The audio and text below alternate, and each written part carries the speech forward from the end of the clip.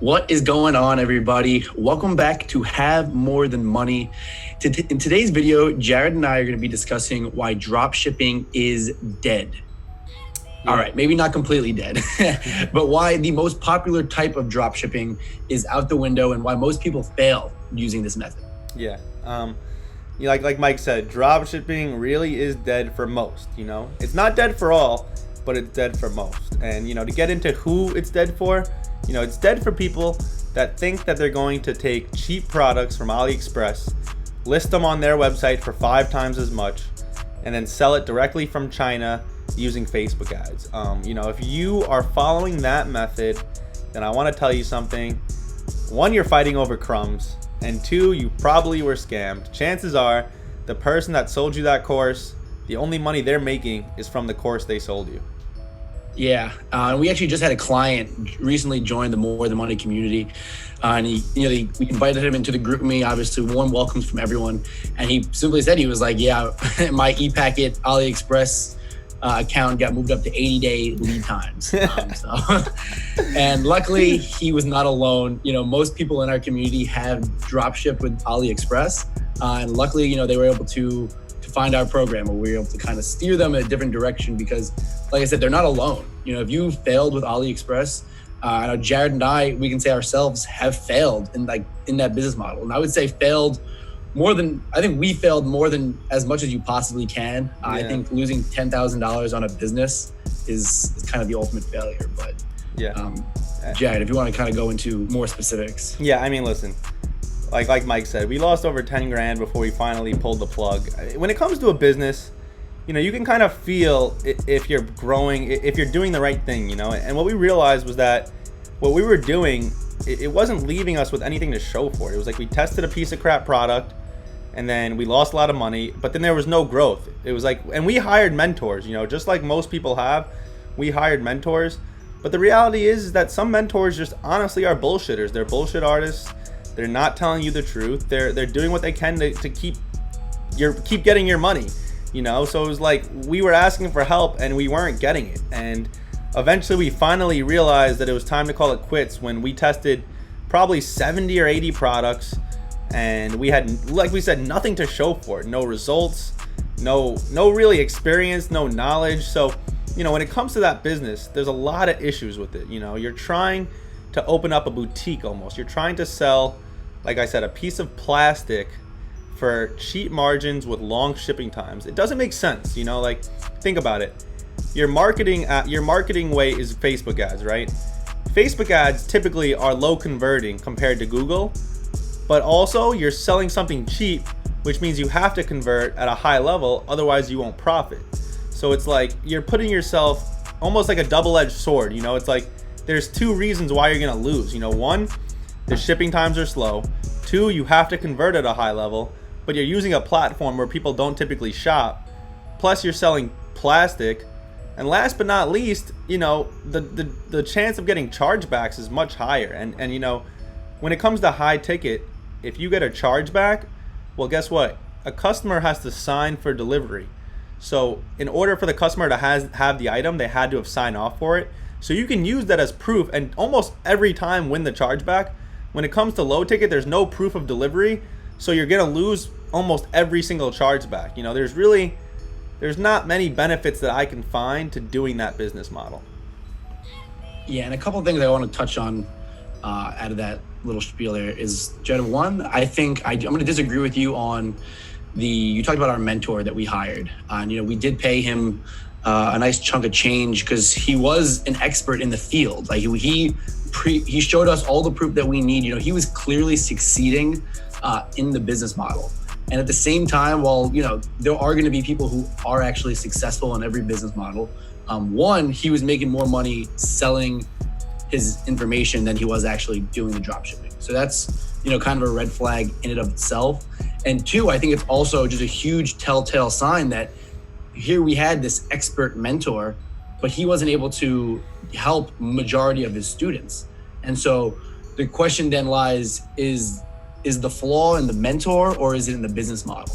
And I personally think that the flaw fell in the business model, just because, like I said, I genuinely believed that our mentor was doing it, but it's so hard to really duplicate that. Like, he can't just hand us a winning product. Like sometimes, our mentees will ask us like, oh, do you guys have any suppliers that we can call? And we're like, no, if we had a $1 million supplier on hand, we would call them ourselves. Yeah. So, in the beginning, we used to ask our mentor in low ticket, like, hey, do you have any products that you can have? And he was like, listen, no, I don't have products to hand you, but I can teach you the process. Well, not to cut you off, Mike, but one issue I had with our mentor, and by the way, guys, we paid way more for this mentor than what we charged. That's first of all. But one problem I had with him was that he always would tell us no to a lot of products that we thought were good and wouldn't give us an explanation. And one that I remember specifically was the Blend Jet, which for those of you that do know or don't know, the Blend Jet became obviously huge. And I'm not saying that was our idea, but we found that product on AliExpress before it became huge. And our mentor literally told us no. And sure enough, it's like, I see someone else making millions of dollars on a product that this guy paid thousands of dollars to teach me is telling me not to do. So it's like, and that's the reason why me and Mike don't really advise when it comes to finding products. Like if you're one of our mentees, again, like he said, if you ask us for winning products, the reality is that this is our business. This is our livelihood. If we had the winning product, we would be selling it ourselves. The reason why we teach the information, a lot of people will always say, oh, why teach this information? You're creating more competition for yourself. The truth is that we've scaled our stores to a point where really you can't compete with us.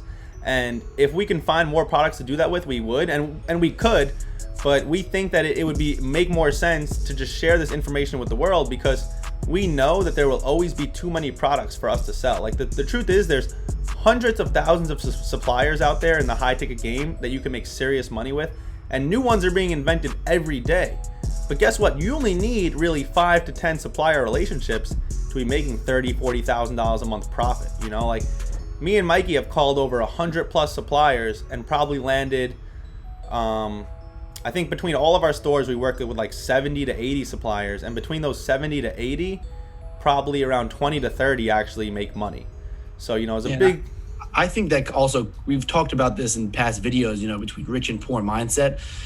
And, when Jared said, people ask us, oh, why are we creating more competition? It really just comes down to an abundance mindset. Like if you are thinking in that manner where it's like, oh, there's not enough, like you're giving other people all your secrets, you're just not thinking big enough. It's pretty clear if you think like that, you're probably not wealthy because like I said, you got to understand that there's enough for everybody and everyone. There's no limited supply of money. Rich people aren't hoarding money. They're not hoarding high ticket suppliers in that same sense. So that's how we like to think. There's enough for everyone. And the more that we help others, the more that it'll just come back and, the universe will return that good fortune to us. And actually, Mike, that's funny that you said that, because it's so true that as soon as we started the mentorship program, I've seen my sales almost double, if not triple. Like not only have we not created more competition, but I've literally had, I had a 55K day like 2 weeks ago. I never even had over a 40K day like a month ago, and within the last month, I think I've had 3 40K days and 2 50K days. Like what? And listen, you can call us bogus for thinking that. You can call us hippies for thinking the universe is rewarding us for making society better as a whole. But at the end of the day, numbers don't lie. People lie, but numbers never lie. Yeah, and the thing is too is me and Mikey are so confident in our skills that we're really years ahead of anyone that wants to start. I mean, I'm not saying this to brag, but I'm saying this to be honest. And the truth is, if you want to learn from us, then we're happy to pass down as much information to you as possible. But if you're trying to drop ship, you can find success, but you're not going to find it trying to steal one of our products, because in the end of the day, we're going to be years ahead of you. One, with our scaling, we're going to be spending so much, and two, with our knowledge. And trying to compete with us in drop shipping is like trying to beat freaking LeBron James in a one-on-one in basketball. It's like you can try. I mean, but as you can tell, Jared is a confidence guy. And I mean, at the end of the day, it's more so just about experience. When you've been doing this for years, you kind of know the knowledge of the highest level. It's how you're going to feel. And so I kind of want to pivot a little bit to another thing that I was thinking right before we shot this video, and that's barrier of entry. So if you are able to get in and find some good success with low ticket, the barrier of entry is scary. And so, yes, we don't share high ticket stores just because, it's better safe than sorry. But it's much harder to steal a high ticket supplier than it is to steal a low ticket product. Yeah. You can just be browsing online. If you come across a product on AliExpress, you can sell it. When it comes to high ticket, you need to have a formal LLC. That's the first thing you have to, you can't do that. You can just sell a product without an LLC on AliExpress. And then two, you have to convince the supplier. So, when it comes to speaking with suppliers, this is something that we talk about inside of our community, but it's not easy getting a real United States manufacturer to let rookies, sell their products unless you kind of know the right method to go about it. Yeah. And honestly, sometimes with certain suppliers, you sell them out of stock. Like right now, I've sold my main supplier completely out of stock, and they don't even take new dealers because why would they? And that's the beauty of this game, is there is a serious barrier of entry. Barrier of entry is what will allow your business to stay in business for years. That's exactly why an AliExpress low ticket store, you will never see an AliExpress store be scaled for years, ever. If someone was to scale an AliExpress store for years, it would take warehousing and private labeling, and that's the only way. But you will never see someone actually scale a store just using AliExpress for years. At most 1, maybe 2 months. Some of these guys, the guys that actually claim they're doing it, and I'm not going to say names, but they might show $1 million in 1 month, but they don't show what happens after that. And honestly, when you learn what we teach, we're teaching real financial stability. We're teaching how to build a real business. We said it in plenty of our past videos, and we'll say it again. We're teaching how to build your own mini Walmart, your own mini Wayfair, and ultimately can even become into a corporation. Some of the stores that me and Mike have built, we've gotten to the point where we're considering, actually turning it into a legitimate corporation, because, that is what it's gotten to. This is real online business. This is it, guys. At the end of the day, you're building a valuable asset. I would feel if I'm in the market to buy an online e-commerce store, I'm going to be more likely to buy a high ticket store that, I know will last the test of time and, won't just sizzle out after a couple of months of, a viral product. Well, actually, you can't even sell a low ticket store. People that look to buy stores, they want to see a year's worth of sales. And you literally almost can never sell a low ticket store for a valuable price. Yeah. And Jared, one thing you mentioned before was the private labeling. And so if you are going to go down the AliExpress route, and I've said this before, the best way to do it is to build an actual brand. So, if you have a niche in mind and you want to build a brand that way, you can create your own logo and have the AliExpress manufacturer put your logo on their packaging, custom packaging. And that's a little bit of a headache, but listen, that's the route you want to take. By all means, do it. Jared and I personally believe, and I think this might even sound a little like common sense, that it's a lot easier to sell an established brand, like a high ticket brand, than it is to create your own brand. And that's just, I don't know if Jeff, you consider that common sense, but that just, to me, it sounds like the obvious answer is to sell the established brand that people are already searching for. Yeah. And it's honestly the whole marketing behind it too. To create a brand, you have to create brand awareness. And the only way to do that is through social media. But these brands have already created their own awareness. So what happens is that people see it on social media, and then when they want to buy it, they Google it. And when they Google it, that's when they find us. So it's almost like when you're doing the private labeling and the AliExpress, you're doing the legwork to get people to Google it, which is where they shop. And we're the guys that are kind of just collecting the fruit, like our business, we're kind of just stealing a piece of the pie, and it's a very tasty one. And honestly, it's almost like a double-edged sword, because we're advertising these established brands, but we're also creating an established brand. So I create, search ads for our websites. And so now what's pretty cool is after a month, I'll see that our online store, there were hundreds of searches for our store.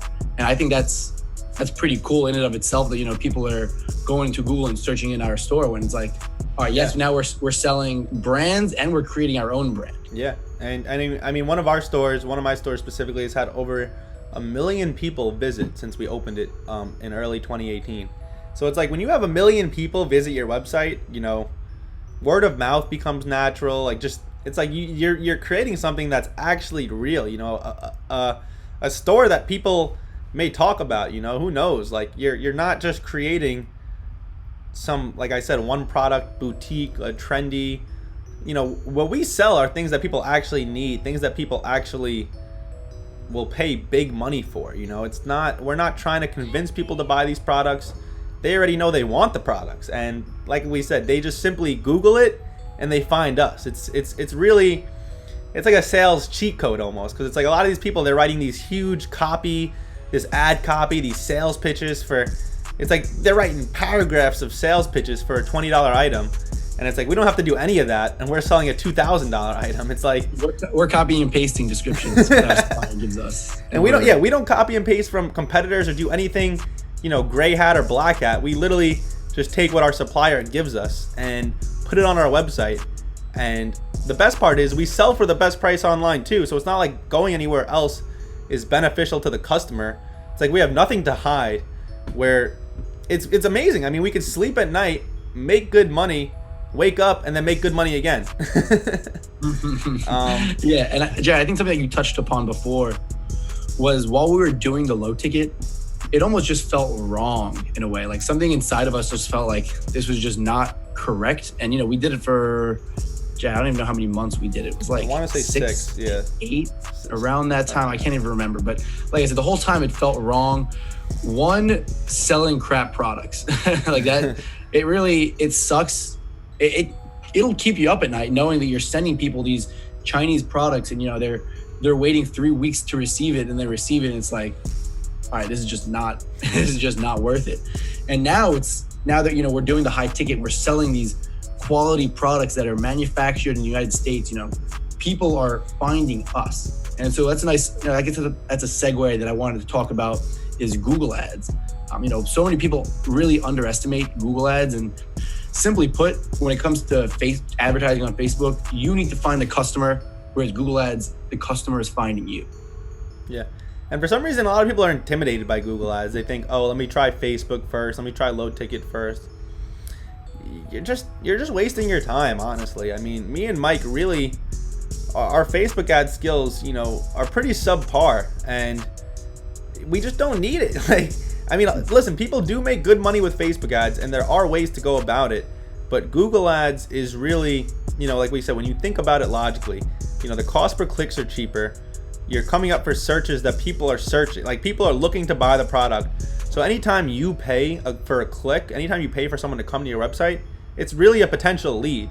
You know, with Facebook ads, there's really no way to tell if they're potential leads or if they're people that you just somehow interested them, you know. But we're also, the best part about it is the margins, you know.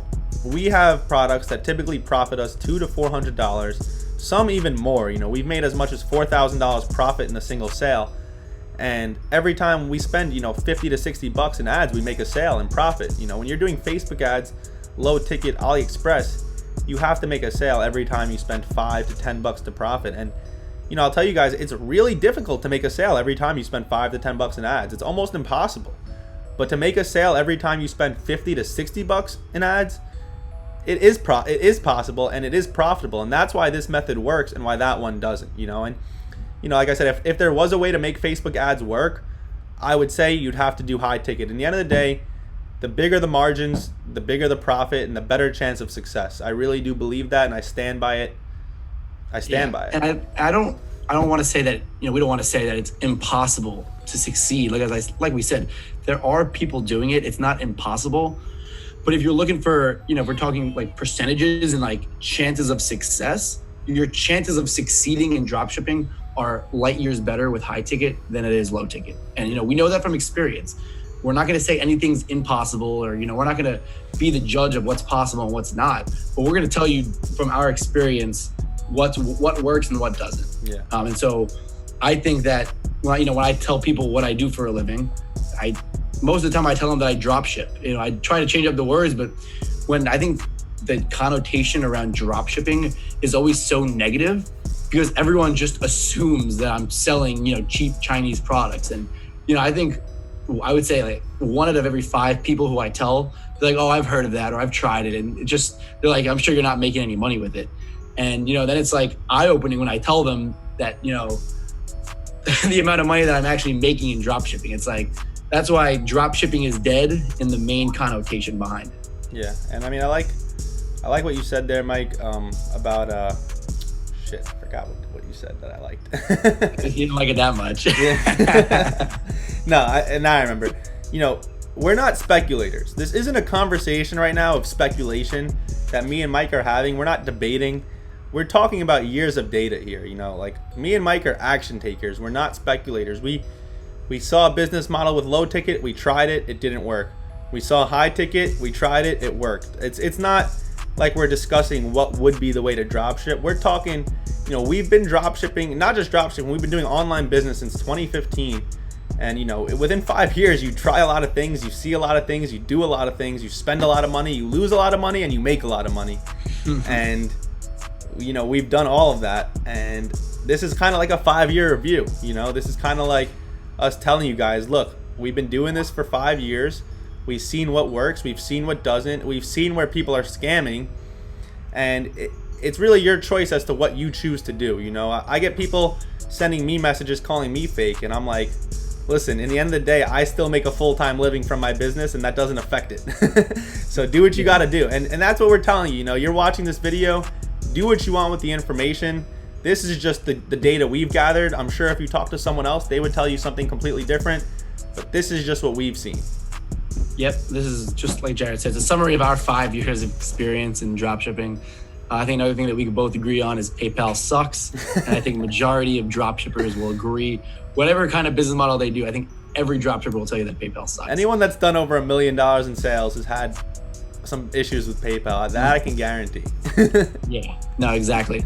And so, yeah, I think that pretty much wraps it up, Jared. Is there anything else you really want to add on? No, guys, just obviously if you enjoy this video, check us out. Check out our website. Get the free ebook. Yep, Jared's free ebook on not even just drop shipping. He does go into drop shipping, but more so just about wealth and fulfillment overall. You can get that for free at havemorethanmoney.com. If you're interested in learning more about high ticket drop shipping, definitely check out havemorethanmoney.com. We have some free content talking about it. And yeah, if you guys like the video, like, subscribe, and drop a comment about a future video you want to see about high ticket.